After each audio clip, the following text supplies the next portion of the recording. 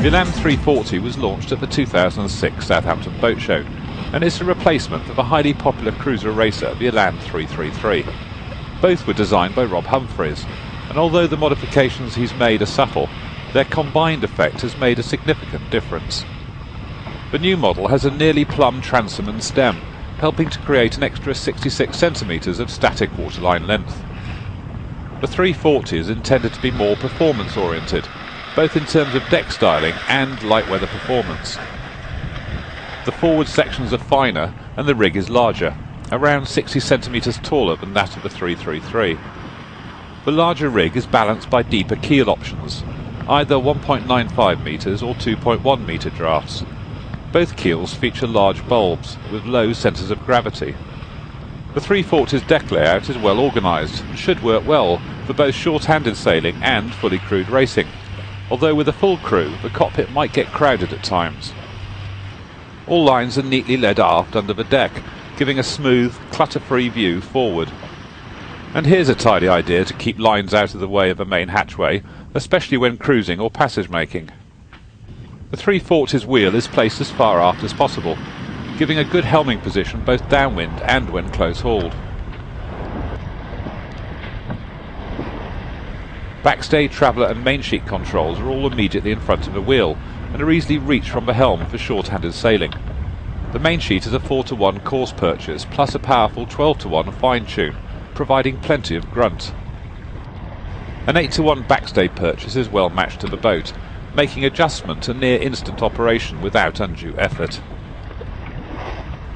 The Harken 44ST primary winches that come with the optional upgrade pack are ideally sized for this boat, but the standard 40STs will be hard work for most crew members when the headsail is fully loaded. Cruising features in evidence on our test boat include Furlex roller furling and a substantial stainless steel anchor roller fitted as standard. With a full racing crew on board, the cockpit could become quite crowded.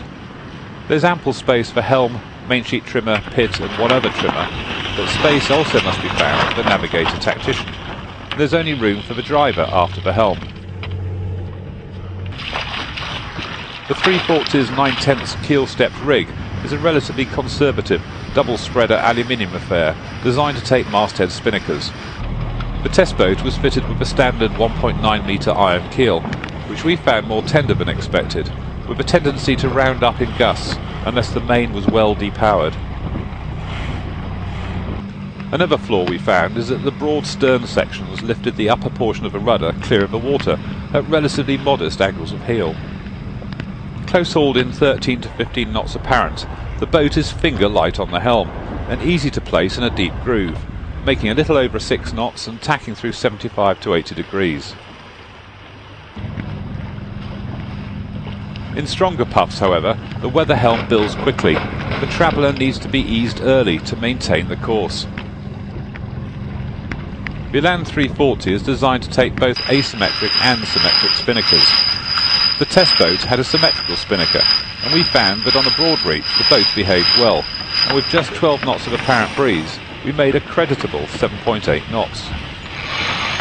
Hotting up onto more of a beam reach, however, it was relatively easy to induce a broach, with very little warning that the rudder was about to stall. This leads us to suspect that boats fitted with the standard keel will be lively to handle downwind in a blow. Having more crew on the rail and laminate sails would have certainly made the boat less tender, but with the standard keel we feel this design is certainly more cruiser-racer than racer-cruiser.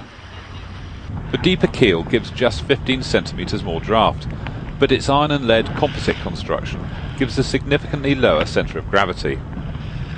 Given the relatively modest additional cost and draft of a composite keel, it's difficult to see why anyone serious about performance and handling qualities would specify the standard foil. The 340's interior is a more modern style than that of its predecessor. The two-cabin layout with aft heads is well executed, with all areas having adequate space.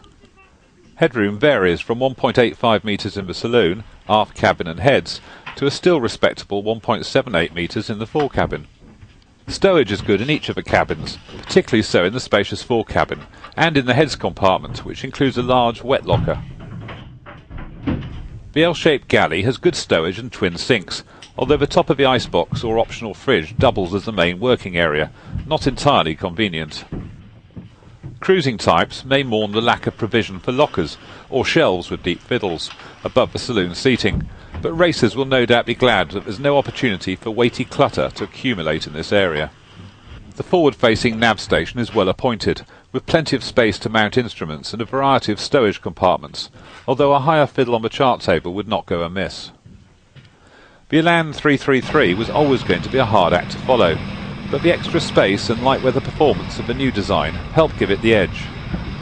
However, those who place performance and handling above all else may feel Humphreys and Elan have gone a tad too far in squeezing extra volume and waterline length into a sub-10 metre hull length. Nevertheless, the new design should certainly be on the shortlist for anyone considering a dual-purpose boat in this size range, particularly if a deeper composite iron and lead keel is specified.